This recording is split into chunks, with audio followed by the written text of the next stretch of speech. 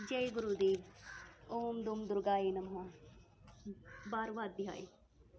देवी बोली, जो पुरुष एकाग्र होकर इन स्तोत्रों से नित्य मेरी स्तुति करेगा उसकी सभी बाधाएं मैं निश्चय ही नाश कर दूंगी। और जो मधु कैटभ का नाश, महिषासुर का घात एवं शुंभ निशुंभ दोनों का वध आदि प्रसंगों का कीर्तन करेंगे, और जो एकाग्र होकर अष्टमी, चतुर्दशी, नवमी तिथियों में भक्ति पूर्वक इन मेरे उत्तम चरित्रों का महात्म्य सुनेंगे, उन्हें किसी प्रकार का अनिष्ट स्पर्श नहीं कर सकेगा। पापों से उत्पन्न आपत्तियां उन्हें दुखित न कर सकेंगी। न दरिद्रता प्राप्त होगी, न प्रिय का वियोग होगा, शत्रु का भय नहीं होगा, लुटेरे तथा राजा से भी कोई भय नहीं आएगा, और न शस्त्रों से, न अग्नि से, न जल राशि से कभी भय होगा। इसलिए मेरा महात्म्य एकाग्र चित्र होकर पढ़ना एवं भक्ति के साथ सदा सुनना चाहिए। मेरा चरित्र परम मंगलदायक है, महामारी से उत्पन्न सभी उपद्रवों को तथा तीनों प्रकार के तापों को मेरा महात्म्य शांत करने वाला है।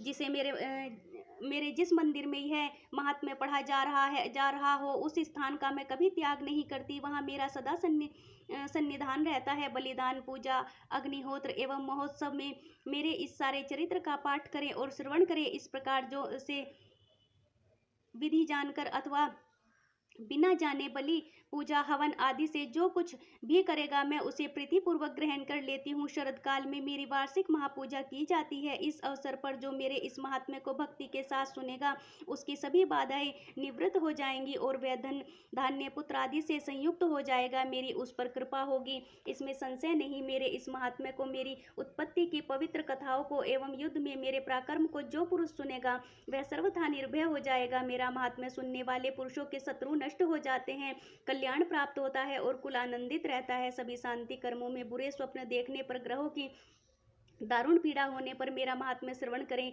उसके सभी उपद्रव शांत हो जाते हैं, ग्रहों की दारुण पीड़ाएं निवृत्त हो जाती हैं। मनुष्य का देखा हुआ बुरा स्वप्न भी सुख स्वप्न हो जाता है। बाल ग्रहों द्वारा पीड़ित बालकों के लिए यह शांतिदायक है। मनुष्यों में फूट हो जाने पर यह महात्म्य मित्रता कराने में परम उत्तम है। सभी दुराचारियों के बल को भली भांति नाश कर देता है। पढ़ने से ही राक्षस, भूत, पिशाच आदि का नाश हो जाता है। और जो मेरा यह सारा महात्म्य मेरी सानिध्य प्राप्त करा देता है।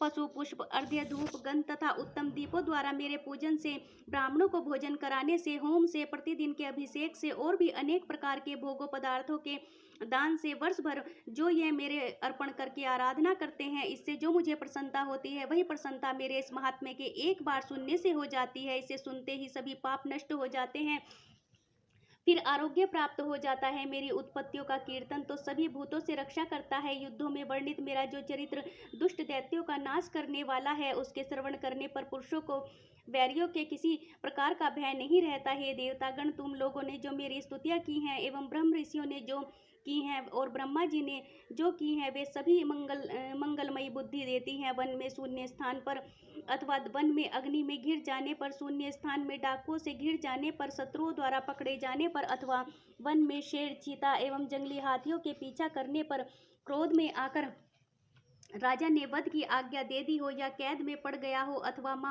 महासमुद्र में जहाज पर बैठ जाने के बाद भारी तूफान आ जाए, उससे जहाज डगमगाने लगे, ऐसे अवसर पर घोर संग्राम में शस्त्रों का प्रहार होने लग जाए, इस प्रकार की बाधाएं पड़ रही हों, किसी महापीड़ा से आकुल हो, इस प्रकार की सभी घोर विपत्तियों से मेरे इस चरित्र का स्मरण करने वाला पुरुष छूट जाता है। मेरे प्रभाव से शेर आदि हिंसक, डाकू तथा शत्रु मेरे चरित्र के स्मरण करने वाले पुरुष से सभी दूर भाग जाते हैं। ऋषि बोले, इतना कहकर भयंकर पराक्रम वाली भगवती चंडिका सभी देवताओं के देखते ही देखते वहां से अंतर्ध्यान हो गई। वे सभी देवता निर्भय होकर पहले के समान अपने अपने अधिकार प्राप्त करके, जिनके शत्रु नष्ट हो चुके थे, भोगों के भोगता हुए बाकी दैत्यों का काल सुनिए। जबकि देव शत्रु शुंभ युद्ध में मारा गया, जो शुंभ जगत के विध्वंस पर तुला हुआ था, अतुल पराक्रमी भयंकर दैत्य था, उसके मारे जाने पर और भी महापराक्रमी निशुंभ के भी मर जाने पर बाकी के बचे कुचे दैत्य पाताल में भाग गए हैं। राजन, इस प्रकार भगवती जगदम्बिका नित्य स्वरूपा देवी पुनः पुनः प्रकट होकर जगत की रक्षा किया करती हैं। यह देवी जी विश्व का मोहन करती हैं, वही जगत को पैदा करती हैं, उसी के आगे प्रार्थना करने पर संतुष्ट हो जाती हैं, फिर विज्ञान एवं रिद्धि प्रदान करती हैं। हे राजन, उसी ने ही सारे ब्रह्मांड को व्याप्त कर रखा है। प्रलय काल में महामारी के स्वरूप में यही देवी ब्रह्मांड में व्याप्त हो जाती हैं। वही समय समय में महामारी हो जाती है। जन्म होते हुए भी वह सृष्टि रूपा हो जाती है। वही सनातनी समय समय पर प्राणियों की स्थिति क्या करती है। मनुष्यों की उन्नति के समय में वही देवी घर घर में वृद्धिदायिनी लक्ष्मी रूपा हो जाती है, और फिर अभाव के समय विनाश के लिए अलक्ष्मी दरिद्रता भी बन जाती है। पुष्प, धूप, गंध आदि सामग्रियों से पूजी हुई फिर स्तुति करने पर यही देवी धन, पुत्र, धर्म में मति, शुभ गति आदि प्रदान करती है।